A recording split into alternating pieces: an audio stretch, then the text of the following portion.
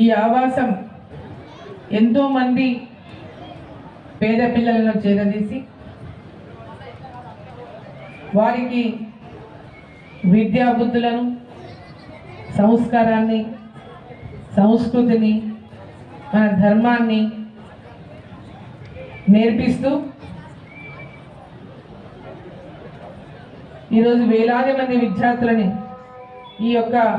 సాందీపని ఆవాసం ప్రారంభమైన నాటి నుంచి అంటే 2002లో బ్రిడ్జ్ స్కూల్లో, అప్పుడు బ్రిడ్జ్ స్కూల్ సెంటర్లు అనేటటువంటి వాళ్ళు ఆ యొక్క రెసిడెన్షియల్ బ్రిడ్జ్ స్కూలు అప్పటి గవర్నమెంట్ కేంద్ర ప్రభుత్వం ప్రారంభించినప్పుడు ఆనాడు 2002లో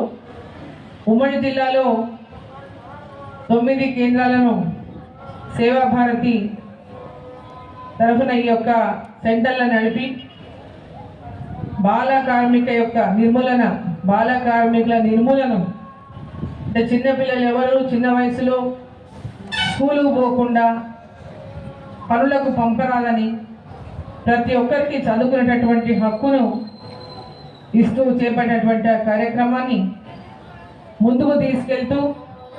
ఈరోజు 20 సంవత్సరాలు పూర్తి చేసుకొని ఇక్కడ దాదాపు 3778 విద్యార్థులను ఈ యొక్క ఆవాసం నుంచి వివిధ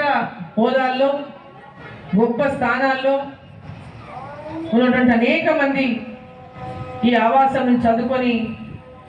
ఇప్పటికీ ఆవాసానికి అనేక రకాలుగా వారు సహకరిస్తున్నటువంటి విషయాలను గతంలో మనం ఇక్కడ చూడడం జరిగింది. ఈరోజు సందీపని ఆవాసం ద్వారా చదువుతో పాటు వారికి మన యొక్క కల్చర్ అంటే మన యొక్క కల్చర్లో కూడా పిల్లలకు మంచిగా ఇక్కడ నేర్పిస్తూ కల్చరల్ ప్రోగ్రామ్స్ కూడా వారికి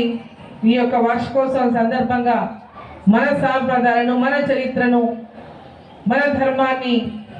తెలిపే విధంగా ఎక్కడ కూడా ఇటువంటి ఈ రకమైనటువంటి వార్షికోత్సవాలు చాలా తక్కువ ఉంటాయి. ఇది మన భారతదేశం యొక్క చరిత్రను, మన సంస్కృతిని, సాంప్రదాయాలను తెలిపేటటువంటి విధంగా ఇక్కడ కల్చరల్ ఈవెంట్స్ను పిల్లల ద్వారా ఈరోజు ఇక్కడ ప్రదర్శించి ఒక డిఫరెంట్గా పిల్లలందరూ వీరిని చూసి మనం కూడా నేర్చుకోవాలా, మన దేశం యొక్క ధర్మాన్ని మనం సాంప్రదాయాన్ని చాటి చెప్పాలనేటువంటి విధంగా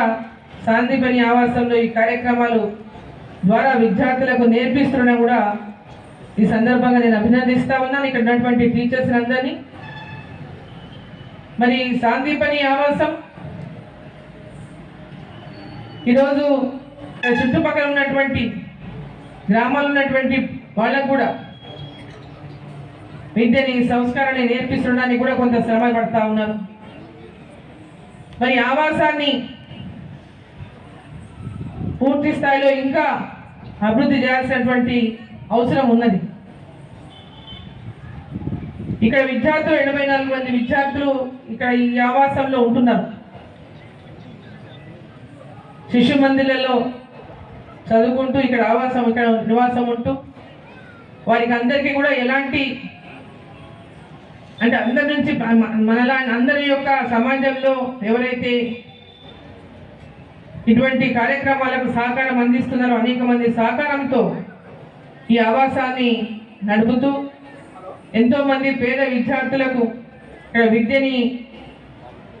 అందించడానికి వారికి ఆవాసంలో ఏర్పాటు చేస్తూ ముందుకెళ్తున్నటువంటి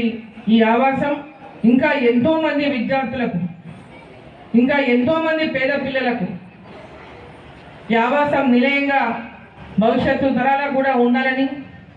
ఇది ఒక స్ఫూర్తి కేంద్రంగా మారాలని చెప్పి సందర్భంగా నేను తెలియజేసుకుంటా ఉన్నా. ఈ యొక్క ఆవాసానికి నా యొక్క పూర్తి సహాయ సహకారాలు ఎల్లప్పుడూ అందిస్తామని చెప్పి కూడా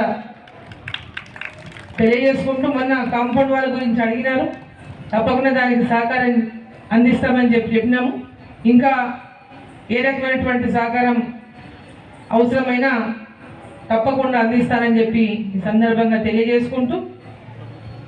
ఈ ఆవాసం యొక్క ప్రత్యేకతను చాటి చెప్పే విధంగా పాలమూరు ఆవాస కేంద్రం యొక్క ప్రత్యేకతను చాటి చెప్పే విధంగా ఈ ఆవాస కేంద్రం మరి ఇంకా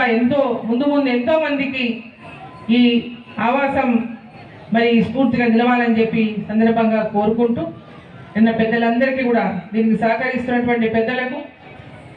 ఈ యొక్క ఆవాసం అభివృద్ధి కోసం సహకరిస్తున్న ప్రతి వారికి కూడా మరి ధన్యవాదాలు తెలియజేసుకుంటూ మా వైపు నుంచి కూడా తప్పకుండా సహాయ సహకారాలు అందిస్తామని చెప్పి తెలియజేసుకుంటూ అందరికీ ధన్యవాదాలు. భారత్ మాతాకి